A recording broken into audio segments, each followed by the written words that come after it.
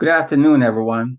I'm Captain Hamilton, and I'm here to give our third series on preventive health, primarily cancer screening. Today, we'll be discussing prostate cancer screening. But before I begin, I would be remiss not to mention that October is breast cancer month. So, women, if you're 45 years and older, make sure you're getting your annual breast cancer screening. So before we start, let's talk a little bit about the prostate. So what is the prostate? It's essentially a gland, a male reproductive gland, and it lies just below the bladder and in front of the rectum. And it encircles the urethra, which is a small tube within the penis where urine flows through. The gland is responsible for making fluid and for transporting and nourishing semen. It may enlarge for various reasons, inflammation due to some autoimmune disease, infection, cancer, obviously, and even hormonal changes, testosterone primarily. So here is some brief statistics about prostate cancer. It's the second most common cancer in men worldwide. However, it's the fifth most common cause of cancer deaths in men. And so those two stats within themselves should give an indication that death from this cancer is very preventable. If you get your screening when it's recommended and it's caught early, death from prostate cancer can be minimized. So about 13% of men will be diagnosed with prostate cancer at some point during their lifetime. And as you get older, especially after age 65, you're more likely to develop prostate cancer. As many as 60% of men over 65 may be diagnosed with prostate cancer. And if you get old enough, you essentially will end up with prostate cancer. So what are some screening recommendations, or what are the age requirements for prostate screening?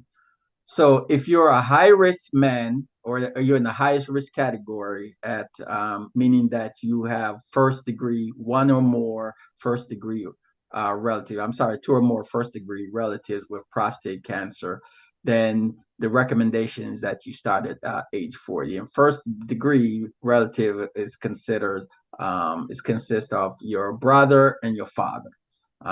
So if you have a sibling or your father who have had prostate cancer, or a sibling and a father, or multiple siblings and your father, then you should probably start prostate cancer screening at age 40.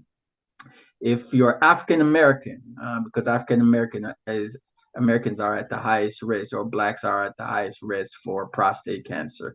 So if you're black, or you have a first degree relative, either your father or a sibling who may have had prostate cancer, then you want to start your screening at age 45.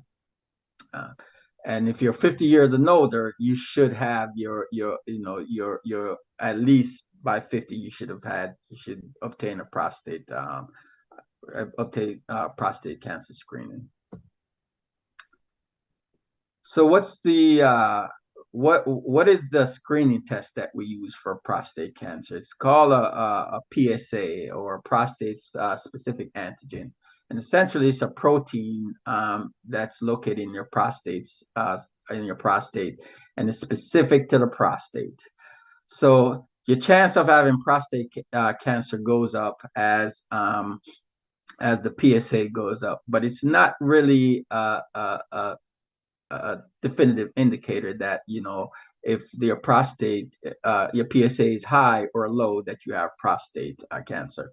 Your PSA may be high, and again, if you have inflammation, infection of the prostate, if you're, even for folks who ride bike a lot, who may where the bike seat may cause some irritation to the prostate, that can cause an elevation in your PSA.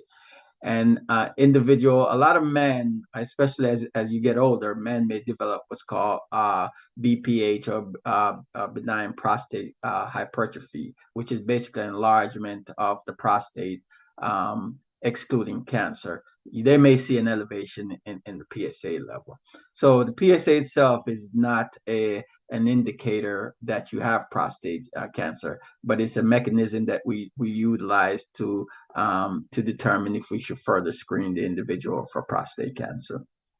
So the cutoff for the PSA for most providers is typically 4 nanogram per milliliters when deciding whether or not you should investigate the individual for additional tests to determine whether or not they have prostate cancer. Now, that's just kind of an arbitrary number because, for example, if I have a patient who I've seen maybe a year ago and the PSA was 7 or zero point 0.7, and a nanogram per milliliter, and I screen them maybe a year or 2 years from that point, and that PSA shows maybe at 3 nanogram per milliliter. That's kind of a significant rise in PSA. So you're going to want to investigate that further. And again, it not doesn't necessarily indicate that you have prostate cancer, but at least it's a cue that you need to investigate to determine what's the cause of the rise of the PSA. If the PSA is more than 10, the chance of having prostate cancer is over 50%. So you can see the relationship between the PSA and your chances of acquiring prostate cancer. And that's my talk for today. If you have any questions or concerns, you may contact, or any questions about any health topic, you may contact us at info@agapeadventfellowship.church. That's info@agapeadventfellowship.church. Thanks for joining us today.